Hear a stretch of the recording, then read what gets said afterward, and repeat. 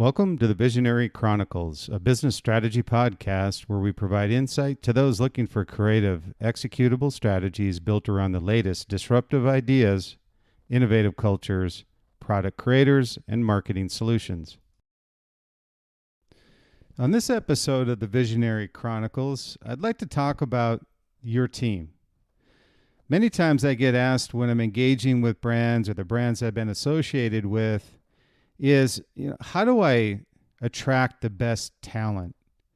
And how do I make sure that they stay engaged, that they're with the company or the brand, that they have a passion around what they're doing? And many times I get this question and I ask, what is your process to assuring that you are attracting the right talent beyond just posting a job description? What are you doing as a company and as a brand that when people do their research, they look at what you're doing, the excitement you're creating in your particular category, that would want someone to proactively reach out to you and want to join your brand or company? I mean, that's the ultimate engagement with talent, is versus you reaching out to them. They actually proactively reach out to you because of what you're doing as a brand. So when I get asked that question, it's interesting the responses that I get. Some just by default are doing it. And I show it to them and I say, this is really a great process to attract great talent, is the fact that you're positioning your brand on a lifestyle that will attract someone to the culture that you have. And this all starts with the selection process. One of the big areas that's ultimately overlooked when you bring somebody on to your company or to your brand, there's really three areas that you look at. The ability to mesh with your culture is key. And this is why at the outset I mentioned, what are you currently doing as a brand from a marketing positioning perspective to let people know that you reflect the culture of the people that you're trying to attract to your company or your brand.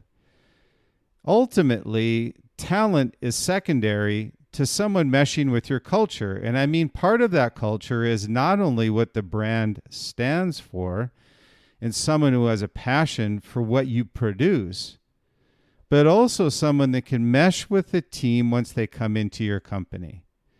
I've seen so many instances with companies where they bring somebody in because they're very talented. And I'm not saying that's always a bad situation, but I'm saying the ultimate hire, one that will be engaged, one that will have a passion around what you're doing, is really somebody who meshes with your culture and your lifestyle and how you position your brand to the outside community that you engage with. So that to me is one of the things when you look at attracting talent and retaining that talent, is the ability for them to mesh with your culture. And you can do this proactively outside of posting your job description, which everybody does, is when somebody now goes to your website, researches your company, researches your brand, understands who you are, what you do, why you do what you do, and ultimately, am I a good match for this company based on what they're showing me online, offline, in store, wherever it may be? Culturally, am I a good fit? And so having that in place is a key component to hiring the right talent, attracting the right talent, and ultimately retaining that talent. Now, you can only do so much as far as the retaining of that talent, because if they are a great talent, like any other sport, any other category of product, everybody's looking for great talent. So as long as you've done your job on the front end of attracting great talent through how you've positioned your brand or your company, ultimately you're going to have a better shot at not only retaining that talent, but having that talent through word of mouth and through the area of responsibility that they have, talking ultimately to other great talent that want to join your company. So through the social media sites, through your culture, through your branding, whatever it is, never lose sight of the fact, probably one of the most important aspects of hiring the right talent is culture. And I spend so much time on that because many people overlook it. And that's why I want to make sure that when you see that and trying to define your strategy around hiring great talent, that's a key component to it. Now, the second piece, interestingly enough, is the ability to do the job. Number one is the ability to mesh with your culture. The second is the ability to do the job. Yes, it's number two, because there's a lot of talented people out there, but if they come in and they disrupt your culture, they don't get along with the team, they don't have a passion for your brand or your products, it's a problem. No matter how talented they are, they're going to be a short-term employee, and you've wasted a lot of time bringing them, onboarding them, having them come into the team and disrupt the situation, knowing very well that they weren't going to mesh with your culture. So ability to do the job is number two. And number three is passion for the brand or the product or the service, whatever you do. And I say a passion for it because when they come in, ultimately they're going to need to be engaged. And the ability for you to engage is having them understand who you are as a company, as a brand, as a product, and as a team. So you really want to have someone who comes in understanding the culture of your brand, but also has a passion around what you do day to day. I mean, if you don't have that, or someone that's on board with your company that has a true, authentic passion for what you do, they're going to fail, and you don't want that. So these are three areas that I'll talk about here, and not only how to attract talent, but how to retain that talent and have that talent extend beyond the four walls of the company, and through word of mouth, bring other talent on board. It's a great strategy around not only retaining, but acquiring that talent. So what we're going to look at here is some points on how to hire great talent and retain that talent. So first is meshing with the team and understanding the vision of the company. Everybody inside of a company, big or small, regardless of your size, should have something, and I ultimately call it the brand book, the Bible, the coffee table that sits on the desk outside of the office that somebody can look at and very quickly understand, both visually and verbally, what your brand stands for. And so you want to make sure that somebody who understands the vision of the company, the culture of the company, and has a passion around what you do. So meshing with the company as a whole. And the second is engaging in the process of learning. So this is part of your onboarding process. And I'll talk about onboarding here in a second, but onboarding is one area that when somebody comes on with a company, I found ultimately a majority of the companies don't have a formal onboarding process. I think many times because they just don't understand why somebody just can't come into a company, hit the ground running, mesh with the team, and immediately be productive. That isn't the situation. So you want to make sure, along with having them understand your company, having a brand book, how you're positioned, your culture, who you are, what you do, is also having a formal onboarding process. And many times they think an onboarding process is going through benefits, going through, here's the team, here's the benefit. It's really not that. It's really a case of, number one, what team are you joining? What functional areas are you joining? What is your definitive area of responsibility, and who you'll be working with to execute on the vision for the company, and how are you going to contribute? It should be something that's a light bulb in their head when they come inside the company and they go, wow, I'm really contributing to the success of this brand. Now, this could be a big job, small job. I don't care what it is. Everybody's a cog in this wheel of success as a brand. So you want to make sure that when they do ultimately join your company, that you're engaging with them and you have a process around the onboarding. And then the other piece of this is on the onboarding process, when you have great talent and attracting great talent, is this brand, what I call brand ethos, is understanding the brand and being committed to its success and being a part of, tangibly being a part of the ongoing success of the company. And the brand ethos is extremely important, and that's one that is put in the brand book. So everybody understands who we are as a company. And when you look at somebody, again, like a BMW, ultimate driving machine, it can be a positioning statement like that ultimately is very easy to understand, but says a tremendous amount. The most hardest thing for a company or brand to do is to get that ethos statement down to 3, 4, 2, 6, 7 words, whatever it is, something that easily rolls off anybody's tongue to understand who you are. In case with BMW, it's the ultimate driving machine. It's only 3 words, but it's extremely powerful. When somebody says, who do you work for? BMW, we're the ultimate driving machine. It gives everybody an ethos inside of their head as to what they do and how they're positioning their brand. The second piece beyond brand ethos on the onboarding side is have them completely understand the culture of your company. This takes care of itself. But a great example of this is Apple versus IBM. When Steve came back into Apple, he wanted to make sure, first and foremost, that the culture was established and, or in this case, reestablished. So it doesn't matter how talented you are. If you have no passion for the brand or the product, it doesn't work.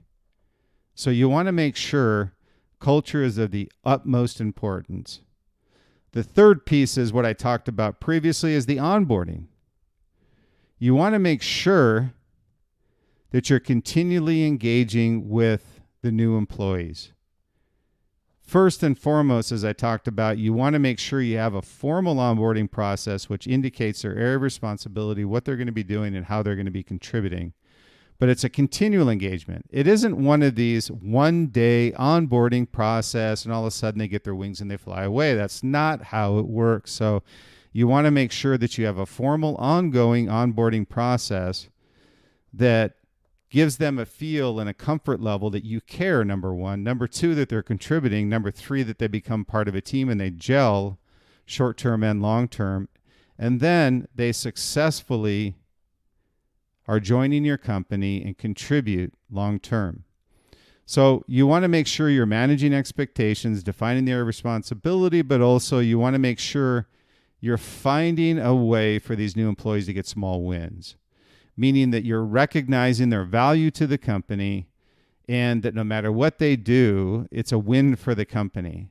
So that's a little bit of like pulling a little bit of gas on the fire, is put a fire in their belly. They're already passionate about the brand. If you've done your job on attracting talent, you want to retain them, but you also want to make sure that they continue to have that passion for the brand and for the company.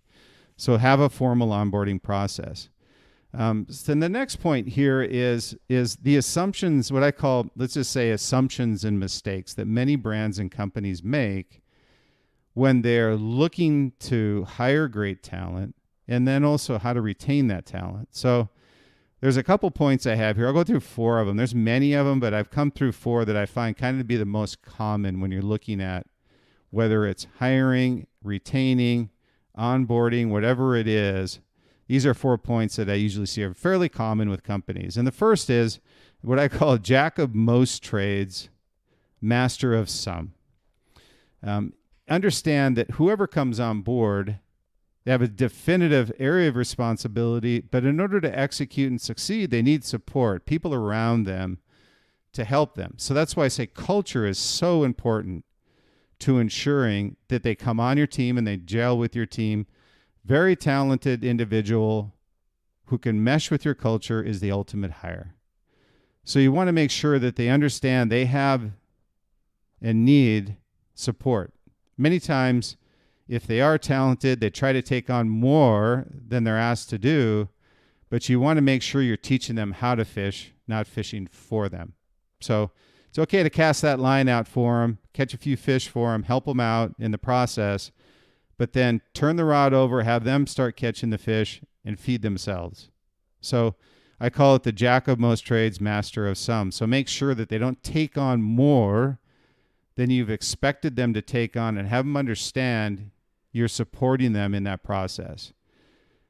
And the second point is assuming they're engaged. Now, this is part of the onboarding process. And what I say, assuming they're engaged, is when you hire them, you've got a process around why you're hiring them, and they are also engaged from the standpoint that they have a passion around the brand, but that passion burns out.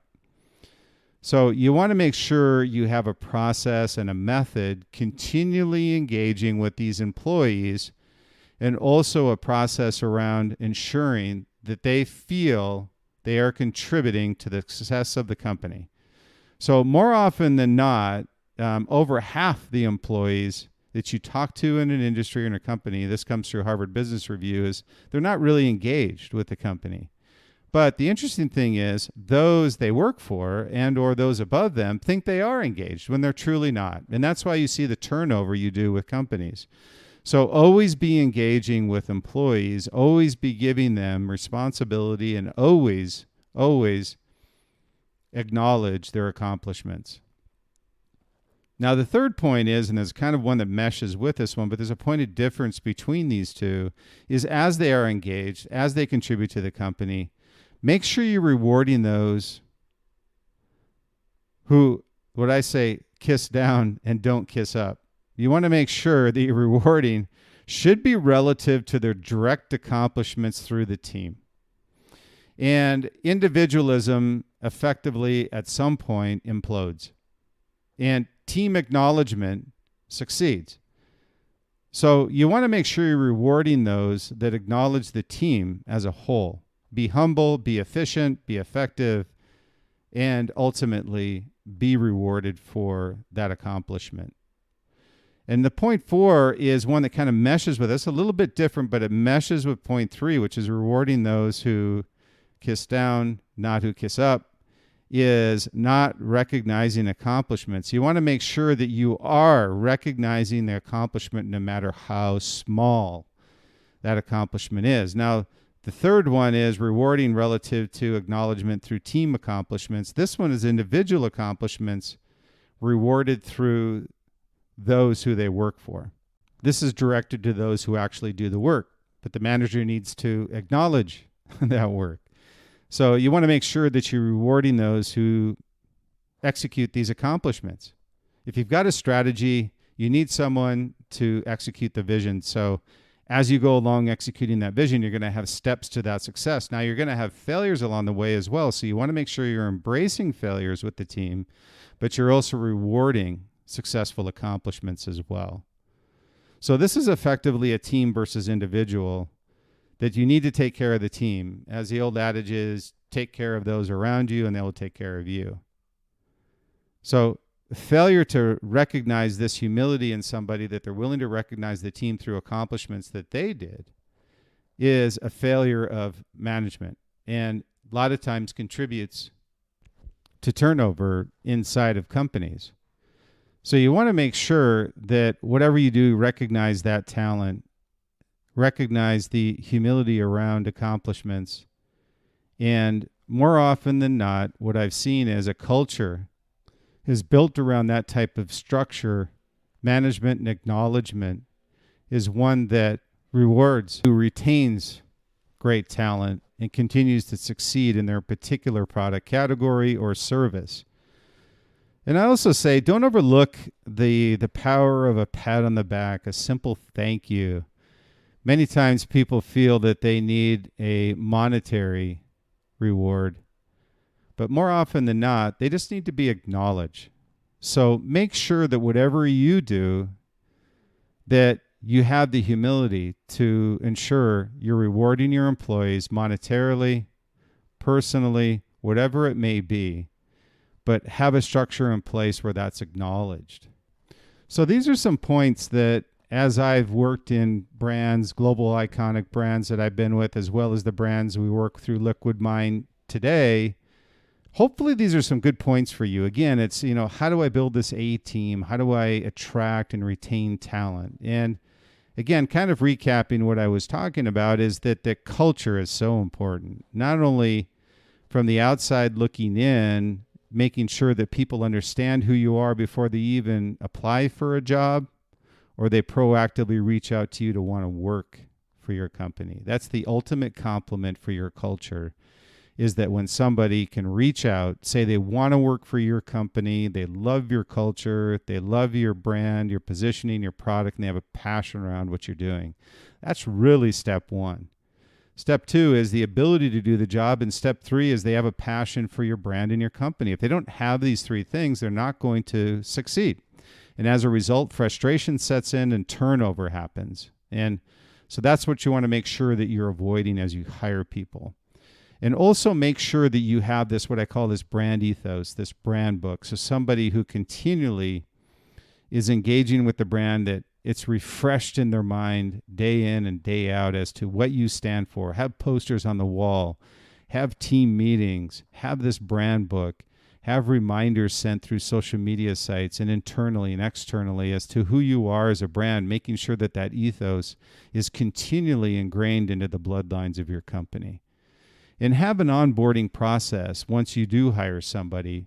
And it's not a process of going through benefits and a one-day, see you later, good luck type of plan. That is not onboarding. That is just merely telling them, here's your benefits and this is where you sit, this is where your office is. It's really not a process that gives someone a feeling that they're truly engaging with the company, with the brand. So just make sure you have that onboarding process and continually engage with them once they are inside the company, and not leave them with the team. Make sure that you give them the tools to succeed and a process to succeed. And some of the assumptions and mistakes are jack of most trades, master of some, understanding that they need support, be there for them, make sure you're teaching them how to fish inside the company, and give them a sense of engagement, give them a sense of accomplishment immediately, and get small wins on the board. Second thing is assuming they're engaged. Don't ever assume that an A-team player or any player on your team is engaged. It is a proven fact that over half the people inside the company you work with or for or have are not engaged. So make sure you have a continual process of engagement. The third point is rewarding those who kiss down, not kiss up. You want to make sure that there's a sense of accomplishment and that somebody is looking out for those and rewarding those that are executing against the plan. So be humble, be efficient, be effective, be rewarded. And the fourth thing is recognizing accomplishments. No matter how big or small, make sure you're recognizing the employees' accomplishments to your company. It's critical to the success. And never underestimate the power of a pat on the back and a simple thank you. Acknowledgement of a job well done. So all of these points are things that will allow you to not only have the best talent on your team, but the ability to retain that talent and have them, because of their engagement with the brand and company, reach out to others that will continue to want to work for your brand, both short-term and long-term. Would like to thank you for listening to the Visionary Chronicles today. I really appreciate your time, and hopefully you've enjoyed the subjects that we talk about each week here on the Visionary Chronicles, and we feel it's very important. We understand that there's professional needs and support you need with your companies and with your brands, but we also appreciate the fact that you've got some personal needs. As leaders of companies and brands, there are many things that you have to deal with, and we want to make sure that we're addressing those as well.